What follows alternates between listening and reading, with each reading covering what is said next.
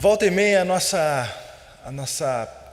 para a nossa tristeza, é olharmos para o cenário evangélico brasileiro e percebermos algumas igrejas fazendo algumas coisas absurdas.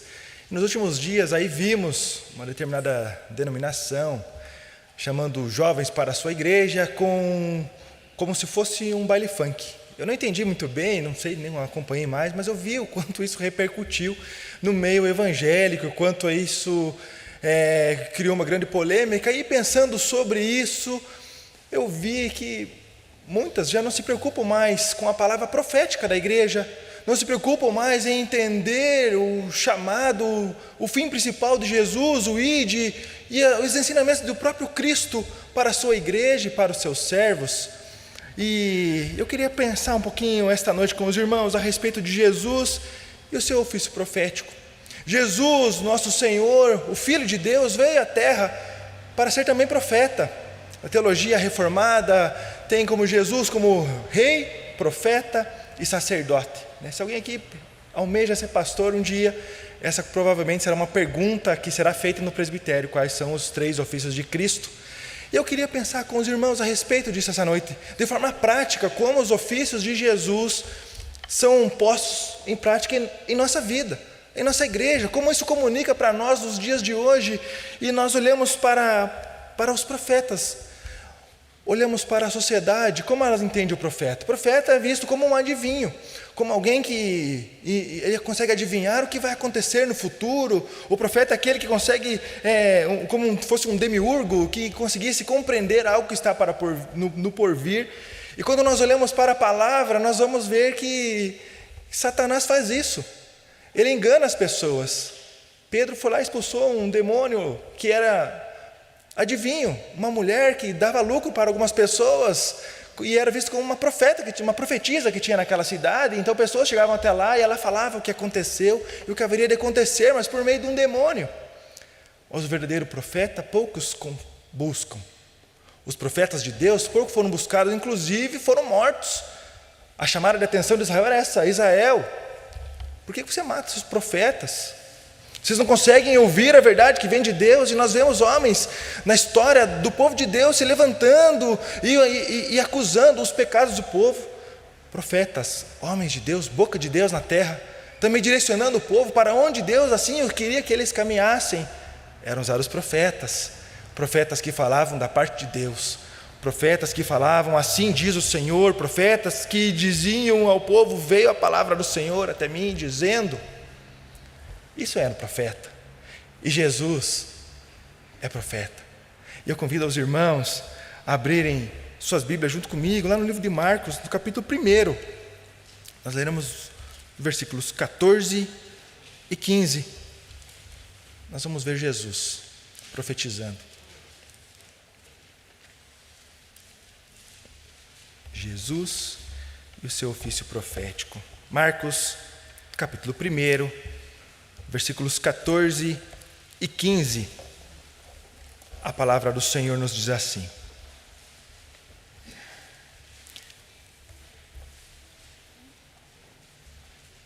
Marcos capítulo 1, a partir do versículo 14 até o versículo 15, a palavra do Senhor nos diz assim: depois de João ter sido preso, foi Jesus para a Galiléia, pregando o evangelho de Deus, dizendo: o tempo está cumprido e o reino de Deus está próximo, arrependei-vos e crede no Evangelho. Vamos orar? Santo e eterno Deus, nós pedimos, ó Deus, a iluminação do Teu Espírito Santo sobre nós, para que possamos interpretar e ouvir a Sua palavra e pormos em prática aquilo que é do Senhor para nós. E em nome de Jesus que nós oramos, ó Deus. Amém. Queridos, como nós bem ouvimos pela manhã o pastor Levi pregando a respeito dos profetas também, ele falou que um profeta não era alguém que adivinhava alguma coisa, também ele disse que era alguém que vinha da parte de Deus. Ontem, para o privilégio dos jovens que enfrentaram o frio, uma noite gélida curitibana, estávamos estudando o profeta Abacuque.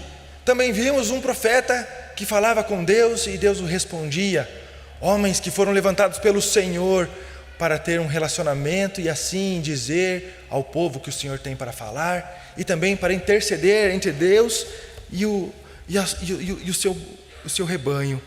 E nós vemos que a função de um profeta era essa: a de dar instruções, admoestações e exortação, promessas gloriosas e censuras severas. Nós olhamos lá o profeta Natã, chamando a atenção de um homem que era segundo o coração de Deus, mas que estava em pecado, e Deus não se conformou com aquilo, porque Deus é santo. Então ele levanta Natã e vai lá e fala com o rei, porque ele está longe de mim. Também nós vemos João Batista, como acabamos de ver nesse texto, acabou de ser preso, porque estava profetizando da parte de Deus, porque não negava seus valores e princípios, porque não se amoldava à cultura para conseguir trazer mais pessoas para que ouvissem, mas que pregava o arrependimento. Arrependam-se, porque está chegando o tempo de Deus. E como sempre, os profetas sendo preso e açoitado.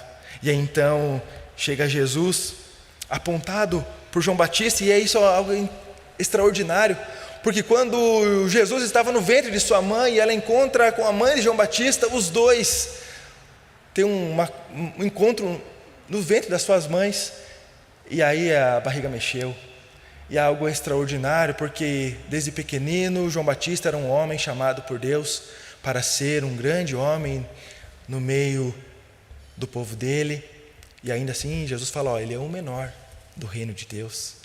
É interessante nós olharmos para Jesus como profeta, porque todos os profetas que foram levantados no decorrer da história do povo de Deus apontavam para esse ofício de Cristo, profeta.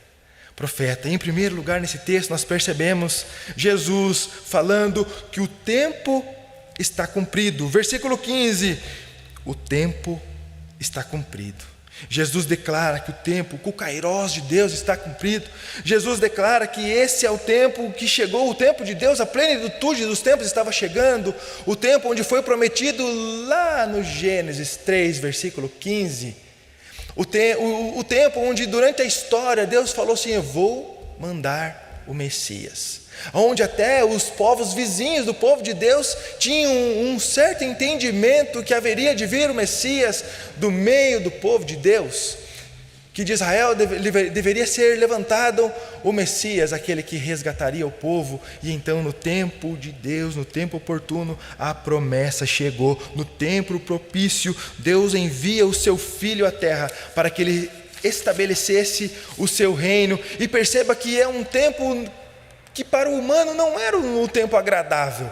Quando nós olhamos para a história, quando João Batista começa a pregar, nós tivemos um hiato de 400 anos de silêncio, onde não se levantou profeta, onde escrituras inspiradas, iluminadas por Deus, não foram escritas. Nós não temos nenhum escrito da parte de Deus nesse período de 400 anos, porque houve um silêncio da parte de Deus, porque no tempo oportuno haveria de vir Jesus Cristo, o nosso Deus. Ele chega num tempo hostil, ele chega num tempo difícil, onde o povo estava debaixo do Império Romano, onde a sua liberdade já não era a mesma, onde as pessoas viviam debaixo do império, debaixo de um legado dos religiosos, de várias culturas, vários partidos se levantando, e um falando que deveria ser feito de uma forma, outro de outra. Pessoas que viviam à margem da sociedade, injustiças sociais acontecendo, pessoas vivendo sem perspectiva de um tempo melhor, porque estavam sendo oprimidos pelo império. Nós olhamos para a história do povo de Deus, quantas vezes Deus permite que isso aconteça. Nós olhamos lá o profeta Abacuque orando ao Senhor, e Deus falando assim, não, eu vou pesar um pouquinho mais a minha mão sobre esse povo aí. Eu estou lapidando o meu povo. E nós olhamos sempre Deus cuidando de um certo rebanho. Nós olhamos o povo que estava no Egito, um remanescente que estava lá, que ainda precisou ser burilado, precisou ser tratado para chegar na terra prometida. Chegam até lá e mesmo assim ainda Deus tem que levantar profetas e tratar e cuidar do povo. E ainda assim Deus permite que os assírios invadam o reino do norte e dissipam aquele povo. E aí então Deus promete aos babilônicos que haveriam de invadir a terra para que a terra fosse peneirada. E ali houve ainda um remanescente fiel que volta, e profetas foram levantados, e Deus continua tratando o seu povo. 400 anos de silêncio, e então chegamos a esse momento onde João Batista começa a pregar o arrependimento, onde João Batista começa a batizar, e aí então Jesus é batizado e inicia seu ministério considerado o ministério terreno, onde Deus olha para o seu filho e fala assim: esse é o meu filho amado em quem me comprazo. E aí então Jesus começa a pregar, e a partir daqui nós vemos já o João Batista sendo preso e Jesus em seu ofício profético também convidando ao arrependimento. Arrependam-se, o reino de Deus chegou, o tempo de Deus chegou, o tempo está cumprido. Perceba que a sociedade em que esse povo vivia não é diferente da nossa.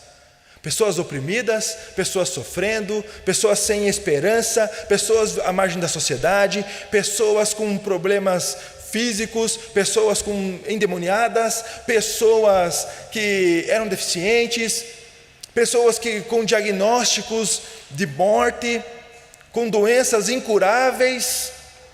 Essa era a sociedade que Jesus tratou. E a primeira palavra que Jesus traz é: arrependam-se. O tempo chegou. O tempo chegou. O tempo de Deus chegou. Jesus vem trazendo uma boa notícia para um povo que sofria. Jesus vem trazendo uma boa notícia para um povo que já não tinha muita esperança, que é porque é assim mesmo, né? Como o pastor Levi fala, né? Tá ruim, mas tá bom. Tá ruim, mas o império dá alguma coisa para nós aí, tem banheiro público pelo menos. E amoldados àquela cultura. E Jesus vem trazendo uma boa notícia: o tempo chegou. O tempo de Deus chegou. Essa é a mesma notícia que nós temos hoje. O tempo de Deus chegou. Jesus chegou na plenitude do tempo, trazendo a boa nova. Algumas vezes nós esquecemos disso. Algumas vezes nós nos acostumamos com o que está acontecendo. Algumas vezes temos a tendência de entender: não, é assim mesmo, é o tempo, é normal, é isso que acontece mesmo, a sociedade é assim, não vai mudar. E Jesus vem trazendo uma boa notícia: vai mudar, porque vocês não foram chamados para ficar aqui. O tempo chegou porque vocês não foram chamados para ficar vivendo debaixo disso que vocês estão vivendo. O tempo de Deus chegou.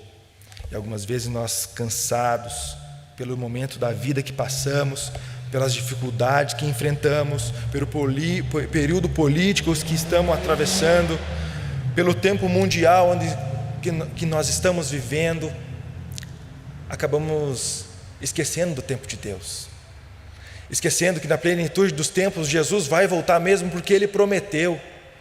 Esquecemos que na plenitude dos tempos Jesus chegou e toda a história culminou para que Jesus chegasse num tempo oportuno. Nada aconteceu por acaso.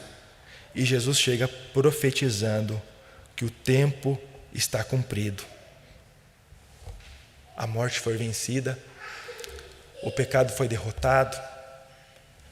Agora nós seremos novas criaturas a partir de Jesus. Um novo tempo nós vivemos a partir de Jesus. E hoje, meu irmão e minha irmã, se você está desanimada, se você está cansado, se você já não vê mais saída, se as respostas não são as mais perfeitas, lembre que o tempo de Deus chegou.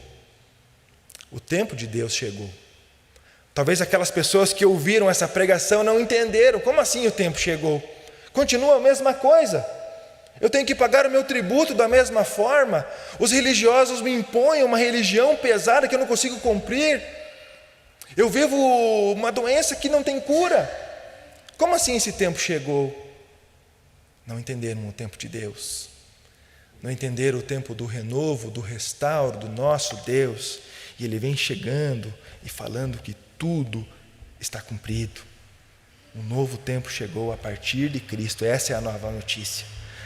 Quando nós olhamos lá para a nossa teologia sistemática, Luiz Berkoff, ele tem um texto que diz assim: era seu dever protestar contra o mero formalismo, acentuar o dever moral, fazer ver a necessidade do serviço espiritual e promover os interesses da verdade e da justiça. Se o povo se afastava das verdades do dever, eles tinham de chamá-lo à volta à lei e ao testemunho, e anunciar o iminente terror do Senhor sobre os ímpios. Mas a sua obra também estava intimamente relacionada com as promessas da graça de Deus para o futuro.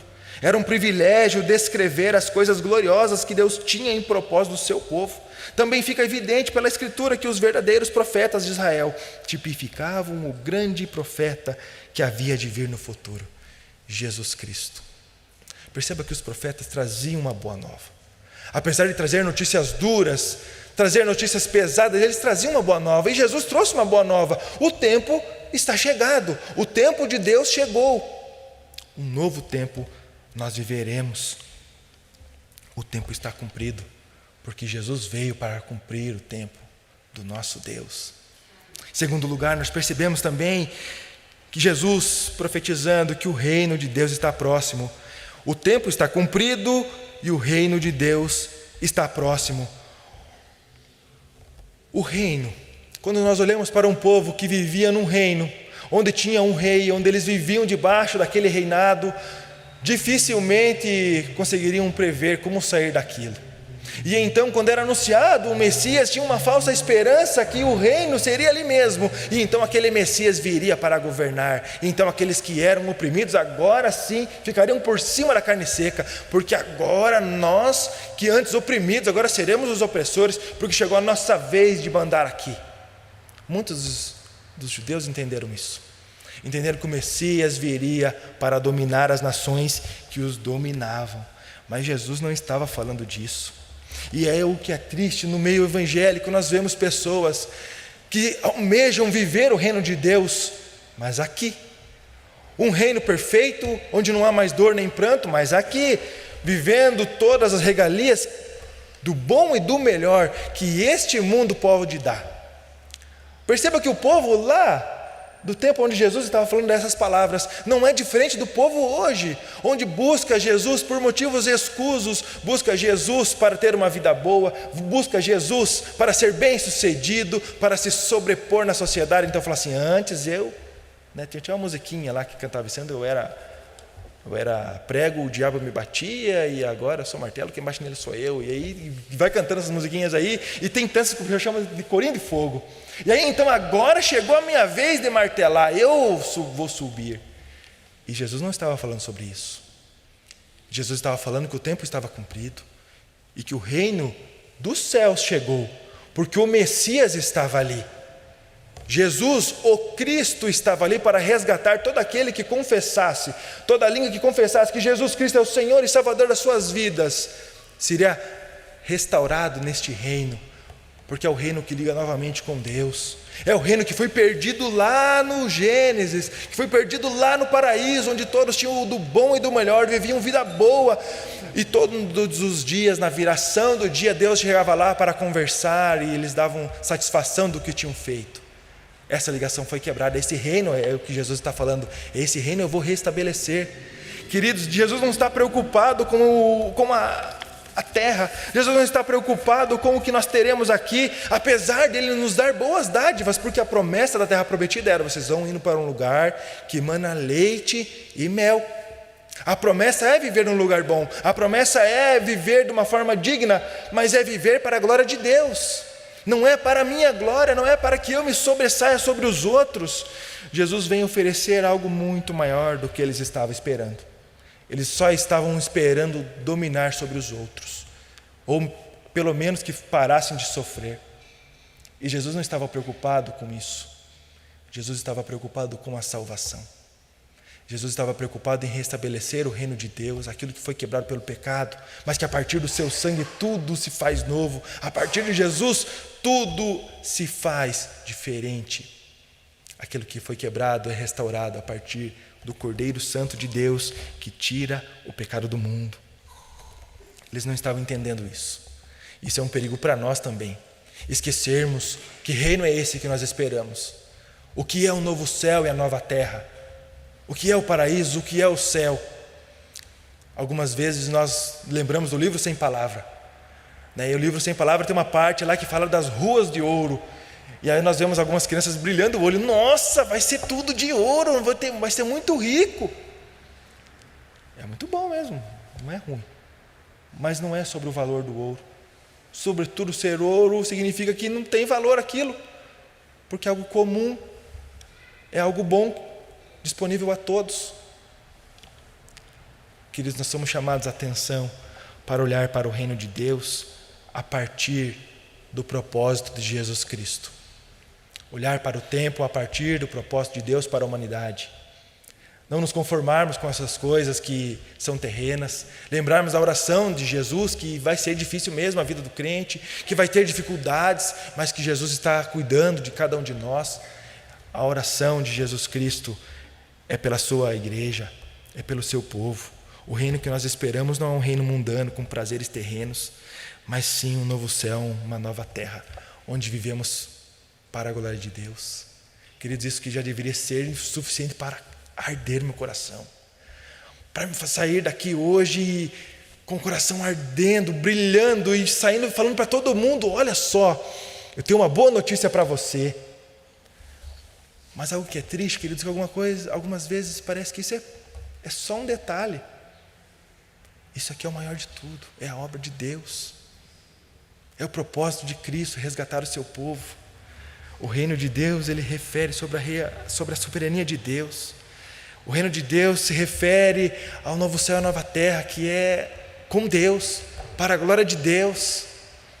No escrito de João Calvino sobre esse assunto, ele diz assim, que a eterna duração do reino de Cristo é, portanto, aqui estabelecida, visto que ele não fora posto no trono pelo seu favor ou pelos sufrágios humanos, mas por Deus, que do céu pôs a coroa real em sua cabeça com suas próprias mãos.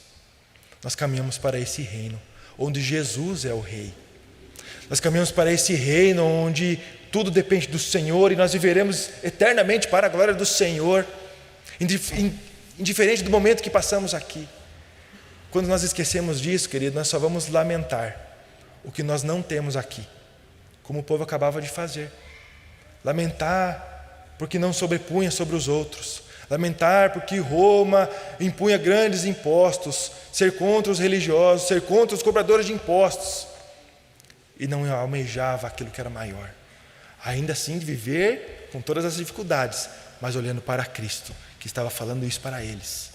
Muitos não querem o verdadeiro reino, apenas as regalias deste reino, mas nós somos diferentes, porque Jesus nos mostra quem Ele é, Ele revela quem Ele é e nos mostra que nós devemos buscar e ser o que almejarmos. Terceiro lugar terceiro ponto desse texto: arrependei-vos e crede no Evangelho. Versículo 15: o tempo está cumprido e o reino de Deus está próximo. Arrependei-vos e crede no Evangelho.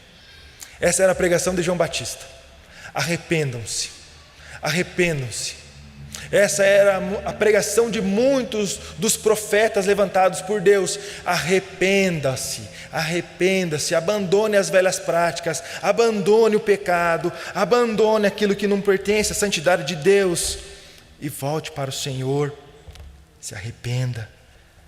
João Batista preparou o caminho para Jesus e Jesus continua esse caminho chamando ao arrependimento.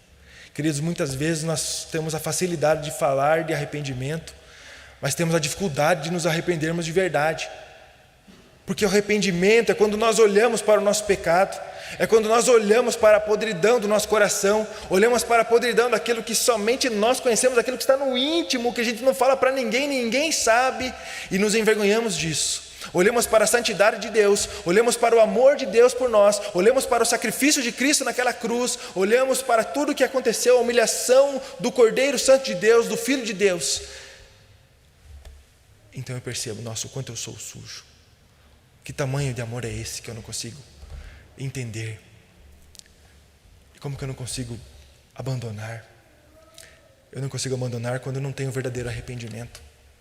Se eu não verdadeiramente me arrependi, como os profetas sempre convidaram, e Jesus Cristo também nos convida, dificilmente eu vou conseguir largar os meus pecados, porque em vez de agradar a Deus, eu vou agradar a minha carne.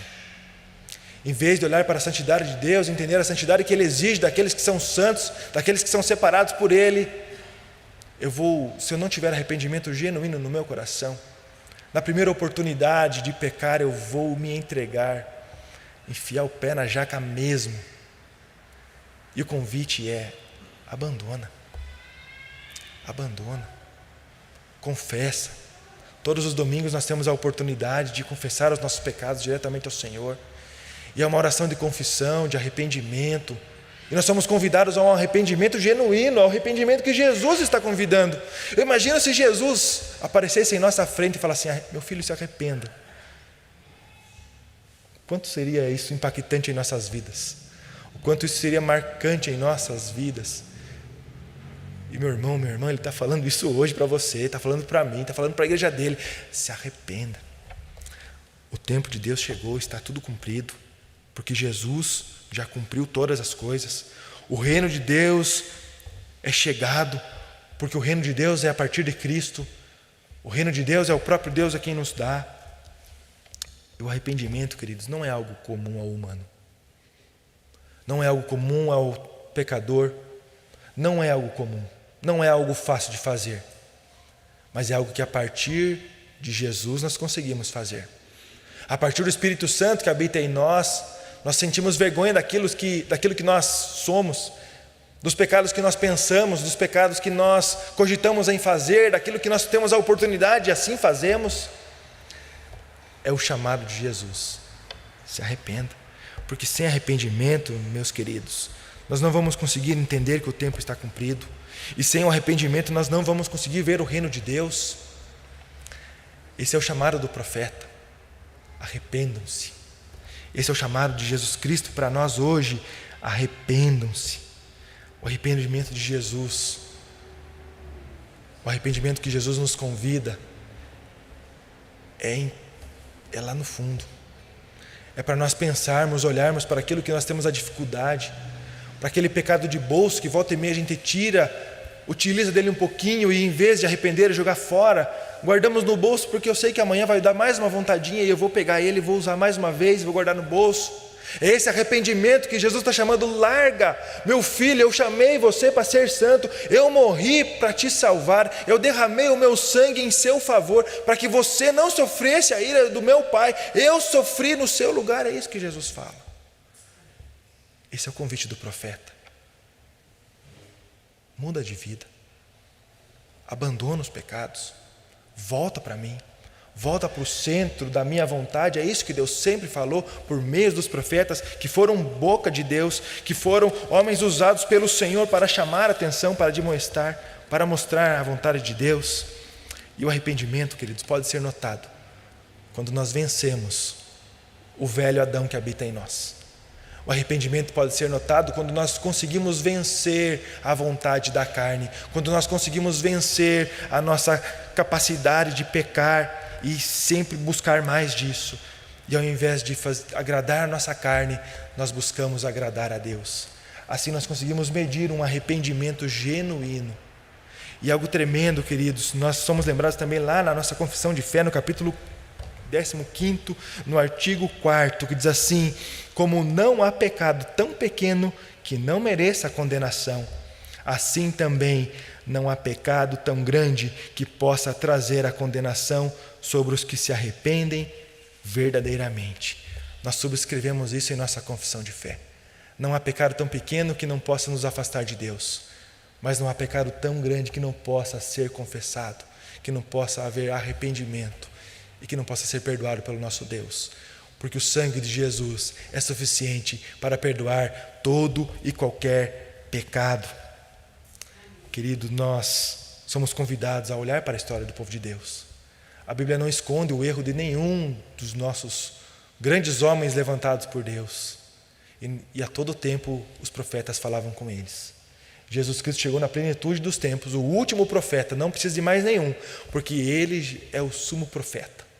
Não precisa mais de outro profeta. Algumas denominações aí levantaram mais um lá, que deu umas tabuinhas de ouro e tudo mais. Mas a Bíblia diz que Jesus é o último. É o suficiente para nos convidar ao arrependimento, para constranger o nosso velho homem e arrependermos.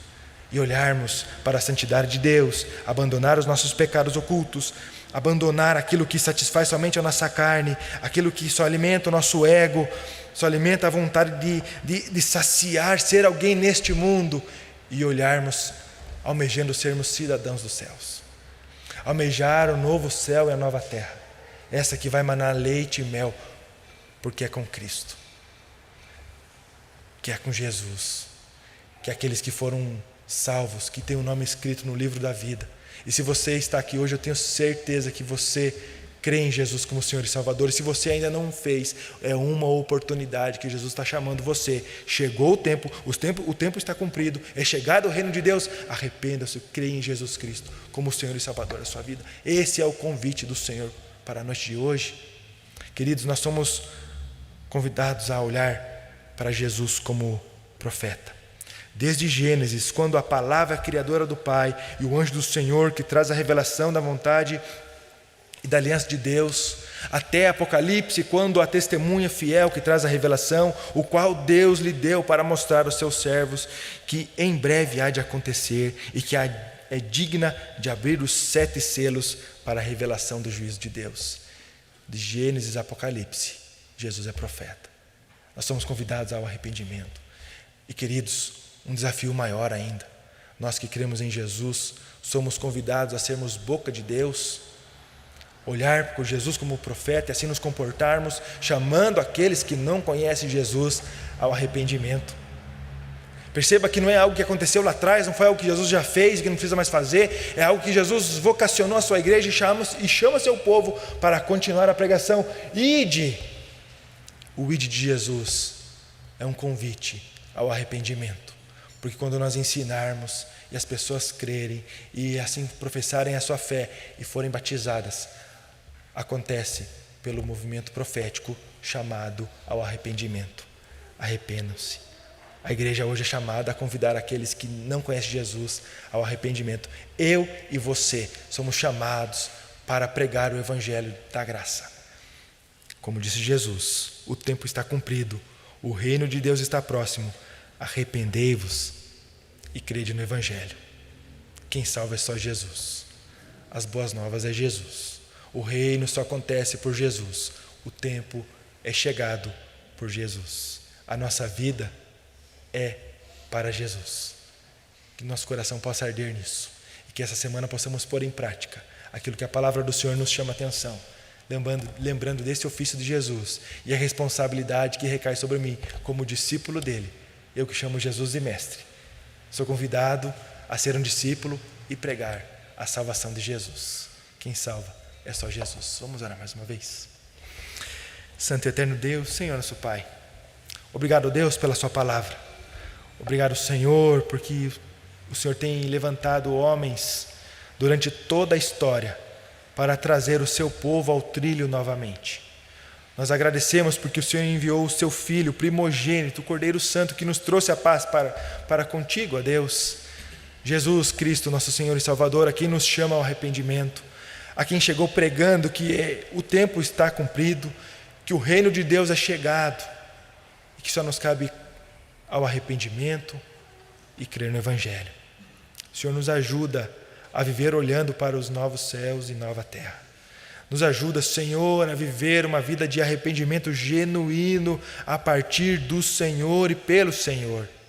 Ó Deus, nos enche com o Teu Espírito Santo, para que possamos ter a intrepidez, ó Deus, dos Teus profetas e pregarmos a palavra verdadeiramente, a palavra genuína, aquilo que o Senhor nos vocacionou para fazermos como igreja do Senhor, para sermos a boca de Deus nessa sociedade que caminha longe de Ti, que busca a saciedade da carne, mas que possamos, ó Deus, sermos diferentes e pregarmos o Seu Evangelho, assim como Jesus nos chama hoje.